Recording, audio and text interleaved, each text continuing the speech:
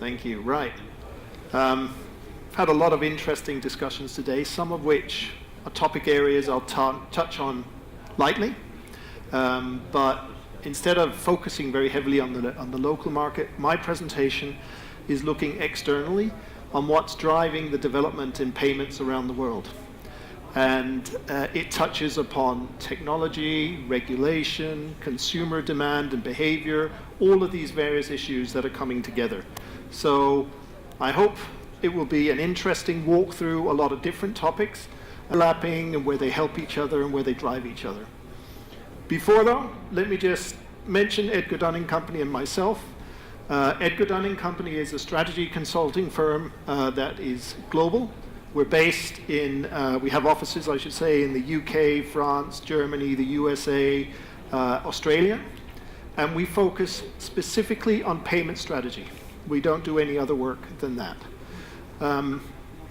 That's all I'm going to say about this company. If you're interested in anything that I talk about, please look us up on the internet. We can be found there like just about everything else in the world.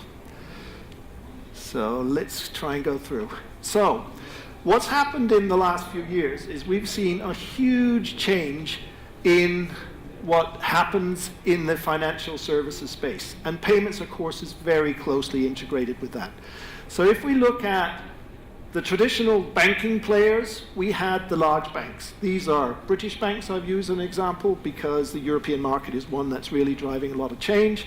And then we've seen traditional challengers, which are newer type banks that have emerged, which are offering pretty much the same services, uses pretty much the same business model. They may have a different customer proposition, more proactive than the traditional banks, but not a huge difference. Then we've seen retailers and savings banks that have emerged. And again, even the retailer banks are not that different and often outsource their operations to the real banks, if I can call them so. Then, with the change in technology we've seen, we've got a number of new challengers that have come up. Some focusing very specifically on high net worth direct banking to those high net worth individuals. That's their business case, better service, innovative service, etc. We have Metro Bank, which is a full-service bank, but which is very different in its proposition, much more hip, if you want, as a bank. And then we got the digital-onlys, who use a digital network to make their delivery and the value chain far more efficient. And then we have others that have a digital front end, but actually are pretty standard in the back office. And then against that, we have a lot of new developments that have come up that are alternative players. So things such as Klarna, etc., which are invoicing together with a credit proposition, which changed a lot of the relationship. Previously, when you wanted credit, you had to go through a big scoring exercise, being given a credit line. These guys are doing it real time. They can offer you transactional credit when it happens. In the money transfer market, foreign exchange market, a lot of innovation in that space using the faster technologies today, and TransferWise is one that's very well known around the world, TransferGo the other ones.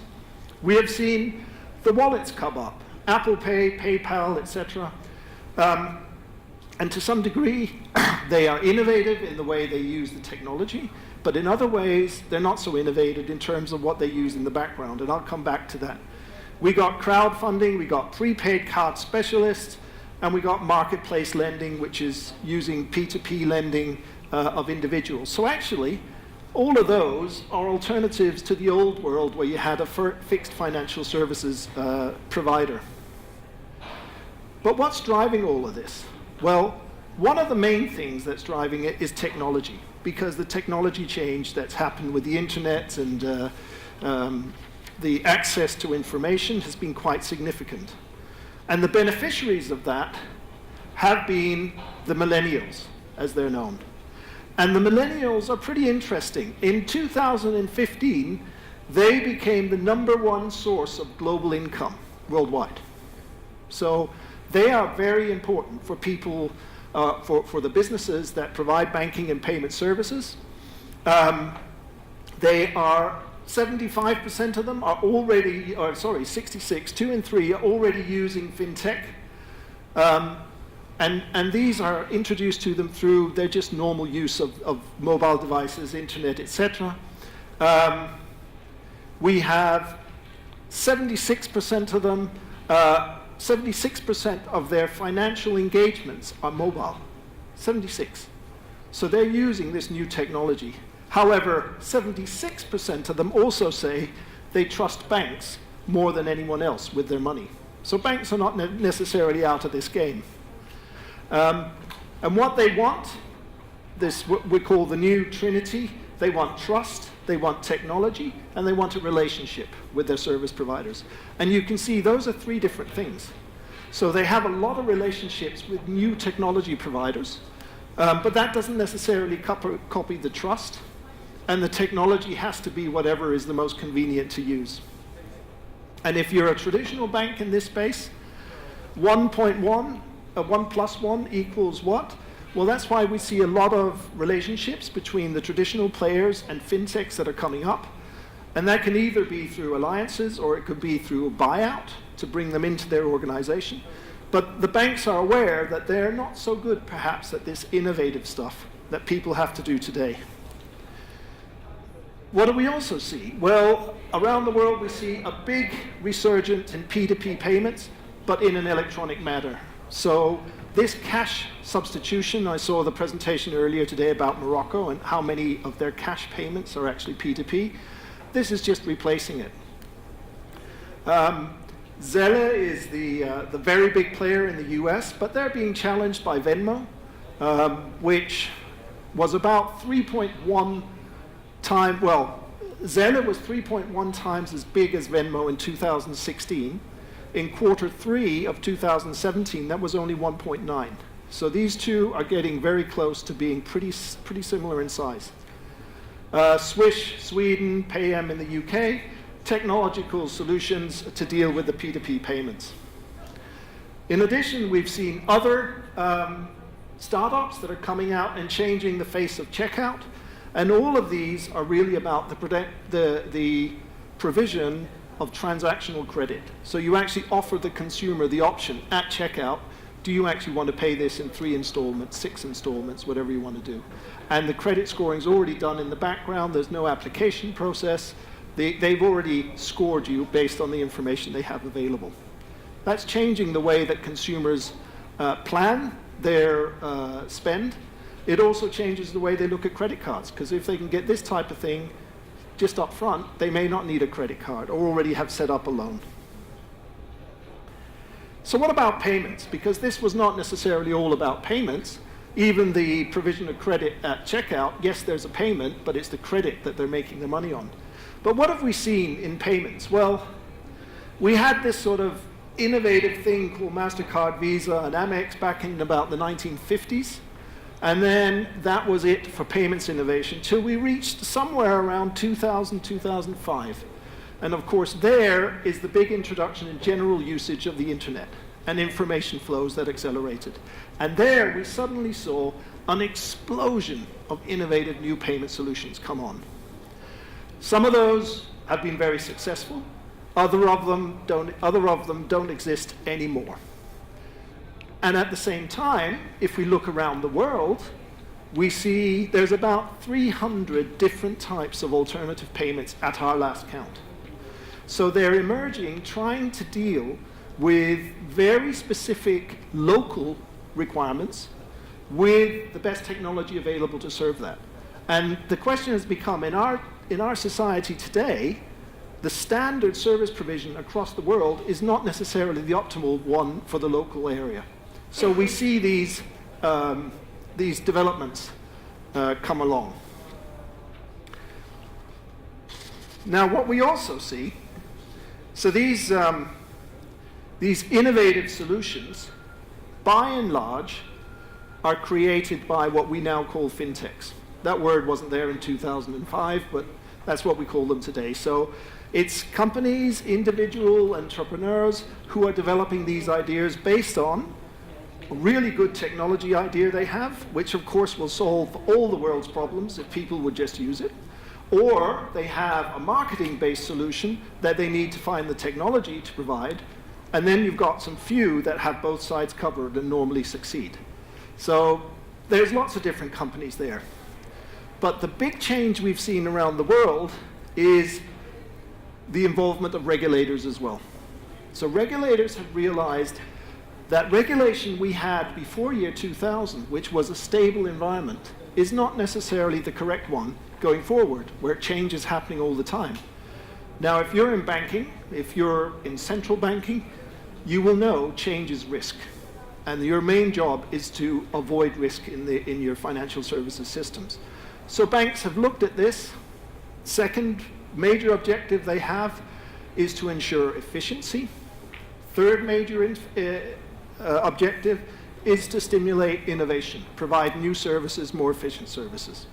So the most important driver of regulatory change that we see in the world today is the European Commission, the EC. And they have issued a number of regulations in the past few years which are changing the payments market and the financial services market. And what we've summarized here is what they've done with the second Payment Services Directive.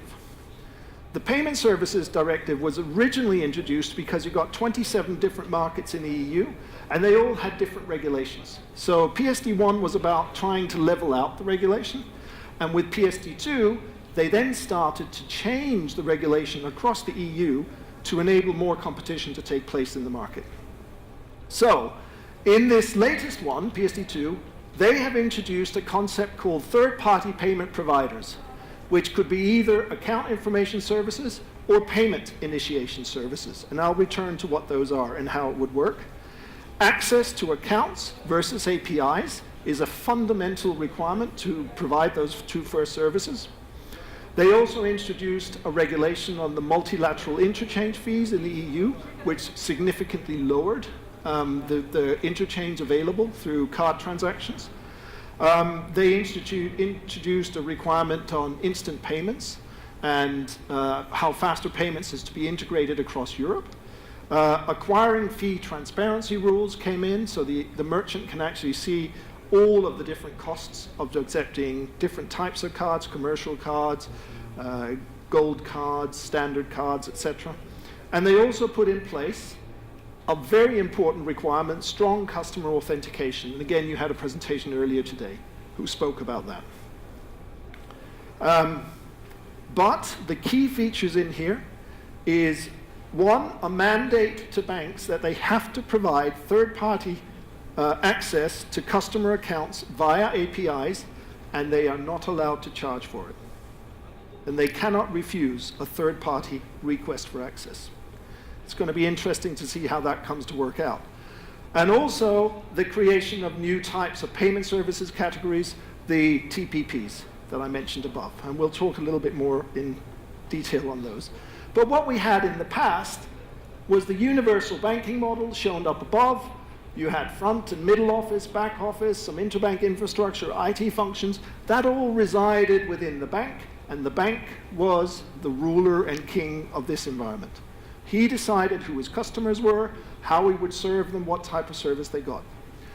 What the Commission wants to provide is, through these APIs, that banks get pushed back in the value chain, so they become like a commodity service that just stores your account detail, and they want to achieve greater access to payments infrastructure, and through these APIs, they hope to find new front-end providers concentrating on the digital user experience and providing the payments. Now, the banks can do this as well, but they're introducing competition to the banks who previously had no need to respond or be as innovative as the EC Commission believes they can be. The way that they're going to do it was, as I said before the PSD2, you had the customer. The bank chose the channels they could go to, the type of accounts. After PSD2, the bank can either go through the bank's channels that's offered, or they can go through TPPs and get access to whatever's in their accounts, the money. It could be information. So a TPP could be an account aggregator and pull all the information of all your accounts together in one statement, or they could be a payments processor. And in terms of the traditional payments model, which is known as a four-party, you have a bank who has the customer, you have a merchant who has an acquirer relationship, which is typically a bank. Well, once we have PSD2, these TPPs could take the acquirer out of the equation. Now, an acquirer can also develop a TPP solution, so they could still stay in the value chain, but this could equally be a new technical startup company who provides that. Now, I have some questions with regards to this, and from my perspective, a question is, so the regulation introduced by the EC Commission says the TPPs through the API infrastructure are guaranteed access to the account. They have also written some liability sections about this. And if there is a payment order given to the bank, they execute wrong, the bank has the liability. If the TPP makes an error, the TPP has the liability. If, and they haven't answered this, but I'm going to pose the question, most of the way around the world right now, we do feel that there's some Russian gangs who are perhaps a little naughty with what they do on the internet. If one of these so-called gangs were able to hack the TPP, and they sit there monitoring what's happening for 3 months, and then suddenly, because they've seen these account access, they go to empty however many accounts they can get access to, who's going to be liable then?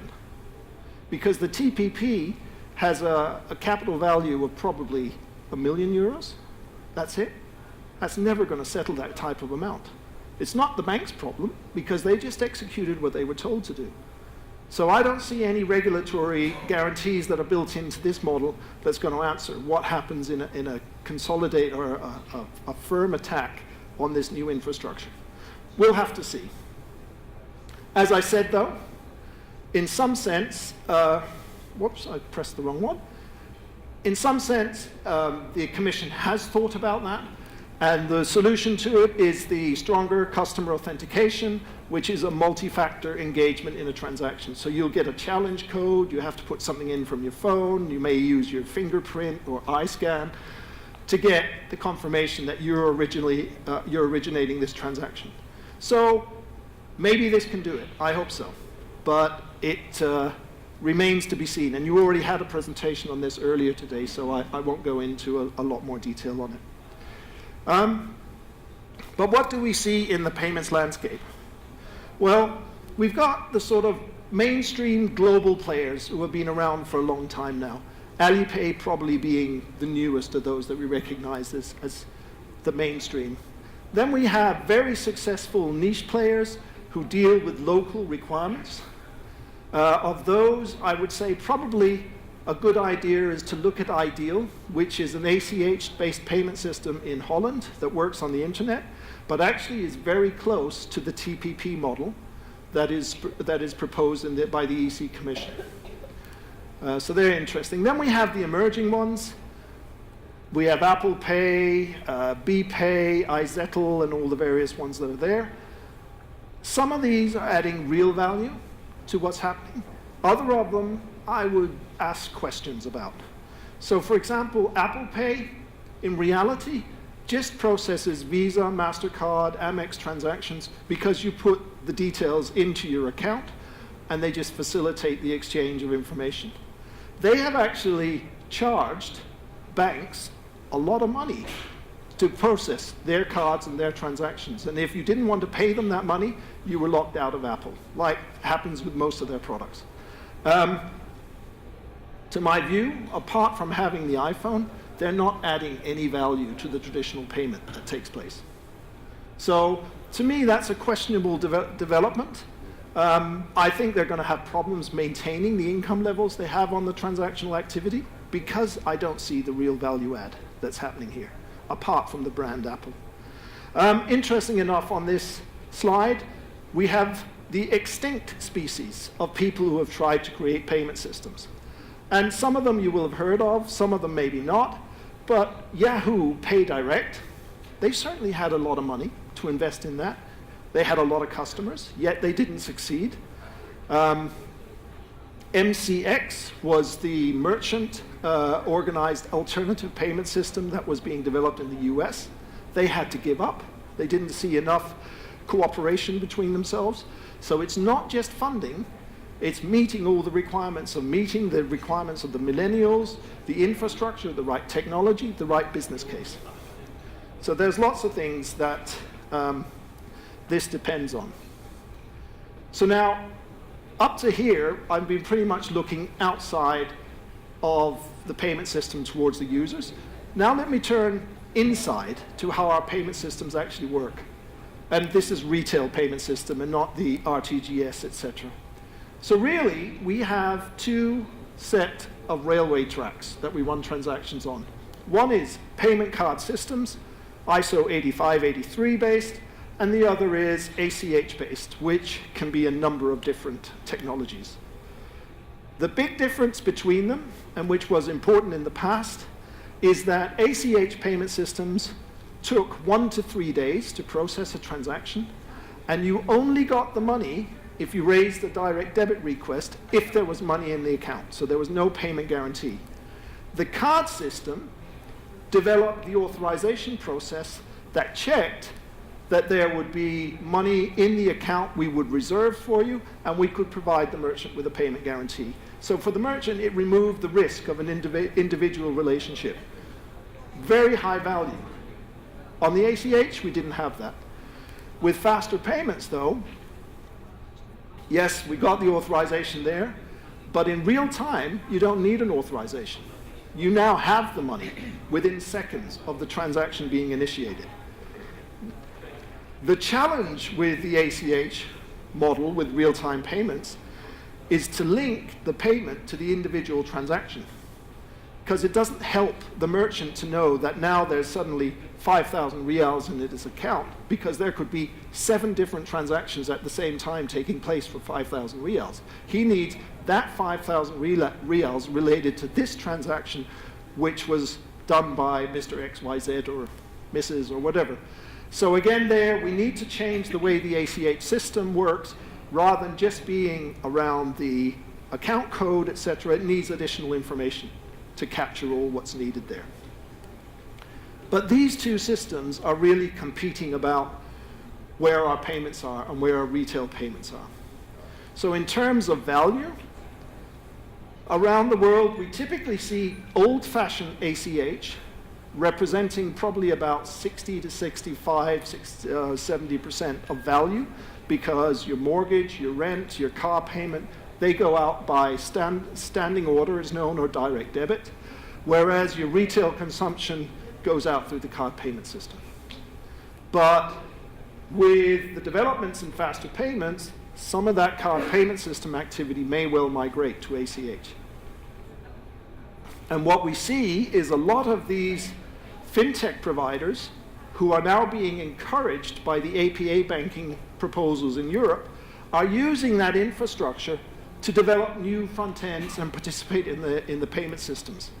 So if I look at some of the ones we have on here, we got MNOs.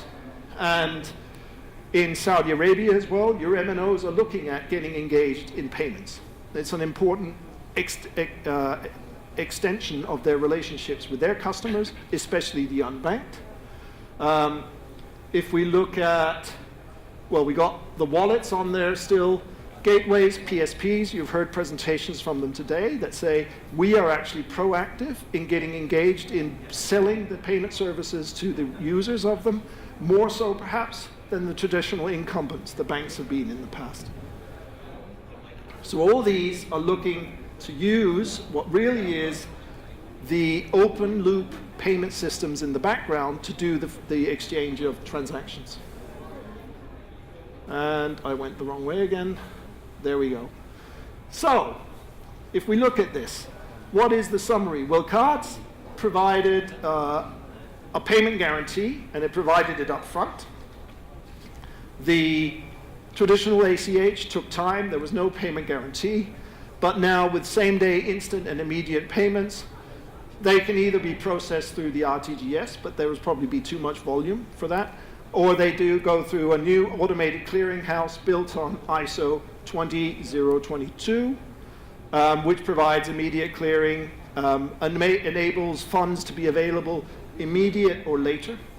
The important element here being that if the clearing message goes through, and is accepted, you can make the funds available real time, even if you have deferred settlement. And for example, Faster Payments in the UK operates on 4 settlement windows, 6 hours delayed. But the banks give you direct access to the money because that transaction is confirmed and cannot be refuted. 3 cycles, so it's 8 hours. And then you have those that operate closed loop. And of course, a closed loop system, you have control of the funds. All you do is move them from one account to another, and they sit in the same pool anyway. So they can also do immediate payments. The issue about closed loop is that you have to recruit both customers to the transaction into your closed loop, as opposed to the open loop, where all you have to do is either recruit the merchant or the cardholder. And that tends to be, from our perspective, that is at Gudon, a more efficient business model. If we look at Faster Payments developments, there's about 30 worldwide that are being implemented now, or just have been implemented, which is the United States in 2017, and there's a list of the ones that are coming on. So the capabilities of doing an ACH payment with immediate settlement, which will challenge the card-based systems, is now really emerging around the world. One of the issues with ACH payments, which also needs to be addressed, is card payment systems over the last 60, 70 years have developed a very good consumer proposition. There's dispute rights, there's resolution processes, guarantees of service, non-delivery of goods. All this can be argued about. ACH payment have never had that need and haven't developed up any dispute resolution processes. So an example, which actually I gave in the discussion earlier today, some months ago, a lady in the UK was going to pay £10,000 to a service provider. She went through on her phone, said transfer money, click that account, 10,000, confirm, yes. You sure? Yes. Off it went. And then she went, oh, I pressed the one just below the one I wanted to send the money to. So she contacted her bank. And her bank said, according to this, you have approved, you've been challenged, you approved again, you instructed the transaction. We can put you in contact with the business you sent the money to, but that's all we can do. We can't get the money back for you. So she contacted the business. They've offered her to pay back her £10,000, £100 a month, right? So I think an ACH needs a much better consumer proposition and better consumer protection, which the card systems have developed up over 70 years, as I said. And they need to replicate that. So they need to build some more scheme rules around payments and build in some safety nets for the users. Okay, let's just see where I am in this, and then I'm not going, no, I should just about be on time. Now, the other thing that actually is happening now with these faster payment systems is they're built on ISO 20022, which has much more capability of capturing information around the transaction that ISO 8583 doesn't have, because at that time, information was real valuable. So that means when I talked earlier about the transactional information content required for a merchant to know that actually this transaction is the correct one can be built into this system. And there's all kinds of other things that can be built in. You can build in much better security features, such as biometrics and stuff that can be communicated. This is how we did it. This was the quality of the assurance, or whatever you want to put in there. You can have different types of user experience, access to the payments, the channels and form factors. And you can have the richer data functionality I spoke about, and you can have this speed of payment. So there's a lot of really interesting aspects that come out from building a new system on this new global definition. I even think, and here I'm outside of most of the world that talks about blockchain. In my view, blockchain is a lovely way of accounting for all transactional history, but it's within a closed group. You have to have your language to talk about how they're all captured. If we're going to create true value from blockchain, and I'm not saying there's no value now, but the next step, I think we need an international standard to communicate the transactions that are there. That might be ISO 2022, okay? But who knows? I then think that if we really do have this global communication, then there's some data privacy issues around it, because then everyone can read it as well. So I'm not sure that will be the ultimate solution, but it could be. Speed features, I already mentioned those. So just to summarize here, the innovation in services, which could be around the payment space, it could be data and information, it could be about the lending and the speed of the transaction. The expectation is most of these developments are going to come from new entrants, fintechs, who are going to be testing out consumers' requirements much more than banks have done in the past. So this is what regulators in Europe want to see. So they want the fintechs, startups, they want global tech companies like our friends Google to provide Facebook, to provide these types of things. Maybe not so much Facebook after the Cambridge Analytica case that took place in the UK, but who knows. But they want this to be enabled and to be populated by new players in the space. And these new players will be able to use the existing infrastructure because the regulators have put access to payment systems rules in place. So you can no longer, it used to be that both the cards and the ACH were bank-owned networks and they would only let banks join. The regulators have now stipulated e-money license, PSP licenses that enable other new entrants to work on the same platform with equal access and equal pricing. So just to summarize, 2 minutes. I'll do it in less than 2 minutes. It's a summary. So I think I've more or less managed to stay on my timeline here.